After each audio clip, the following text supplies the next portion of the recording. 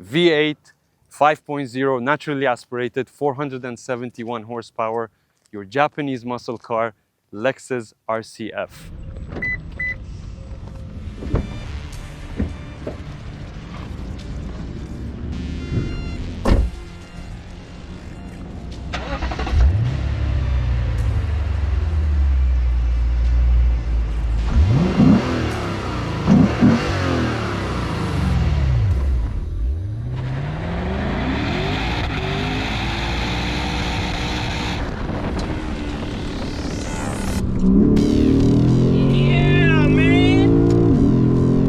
What this car is all about. Hello everyone, I'm Sami. Welcome to Autoverse.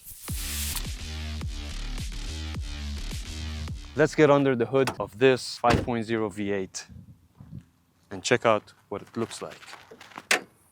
So here you have it. 2UR power plant that's been in a lot of Toyota and Lexus's vehicles. Mated to an 8-speed transmission. That's where I feel there's a bit of lag.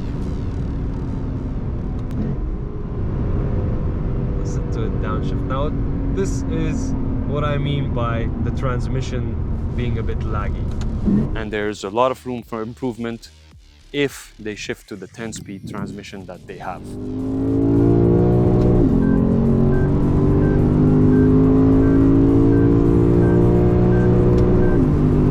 It redlines, man! New cars don't even redline.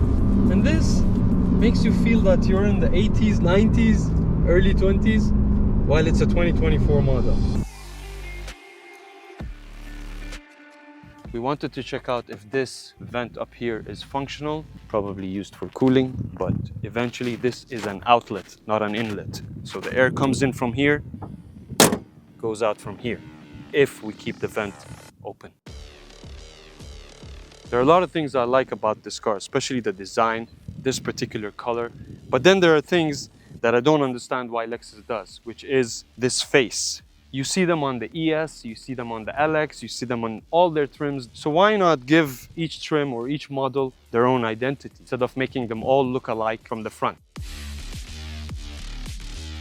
On the front of the car, we have the triple LED beam headlight, which looks really nice. I love how it's shaped. I like the edges on the car, very sharp, the design to it. The package on this, the body kit on this is the F package, where you get this blacked out grille. These vents over here are not just for show. These are actual vents and are active. All this allows the V8 in there to stay cool.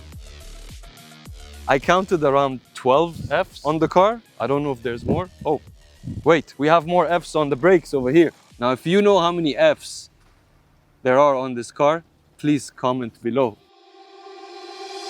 Getting to the wheels, we have 19-inch wheels and a huge brake system on this thing. 6-piston Brembo calipers and a slotted disc over here. I think it's around 14.5 inches. The active fenders over here give it a really muscle look, and the same over here that you have an active vent for cooling the brakes. The lines on the front fender merge with the roof, gives it a really nice design. The same thing happens as well on the door and the back panel over here. Continuing with the lines and the design of the car, the sharp edges continue over here, and you can see the wide body and the bumper sticking out.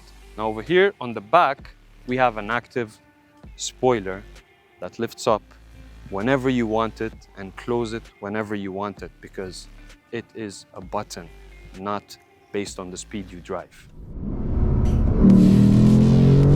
Come down here and check it out with me to see how functional this diffuser is. From here, looks like it's just a body kit. But if you go below the car, you can actually see that it goes all the way to the back and has things covered. Okay, let's get into the back of the car and see how much cargo space or boot space this thing has. And it looks like it's pretty decent. Oh wow, look, we have another F here.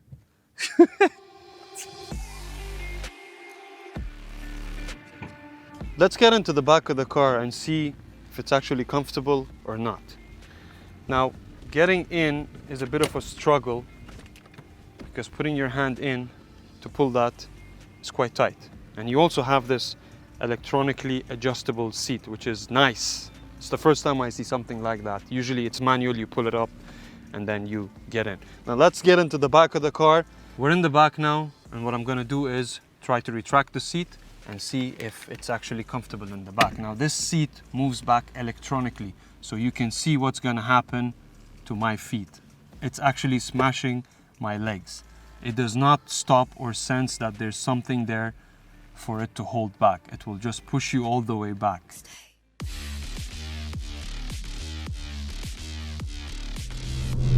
Now let's have some fun with this thing. Shift it to manual mode, a few downshift. Listen to that. Man, this thing sounds good. Woo! It just flies. Shut up. Listen to it downshift. Now check this out. The suspension is really well balanced on it. It doesn't make you feel that the car is actually heavy, even though this is a very heavy car. Traction off. Let's see if it drifts a bit. Yep.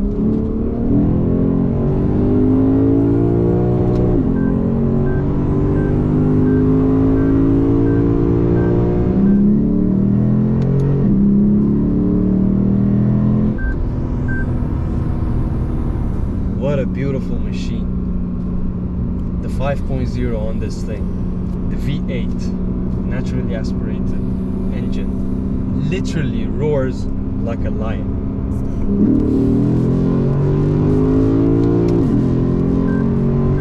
All these annoying beeps and sounds and warning sounds that you cannot control or stop. Now, when that warning light comes on, it literally annoys you and distracts you.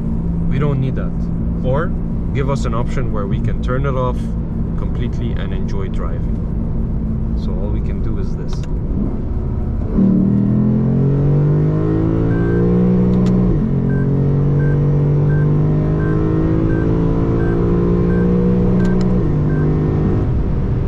Even their cars from the 90s had the same cruise control system. It's a very nice system, very easy to use, and I actually like it.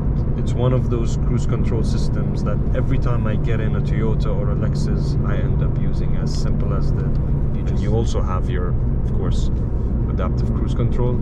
Now this thing has 19 speakers in it. For a car this small, I don't know why you need 19 speakers. Well, they always say the more the merrier.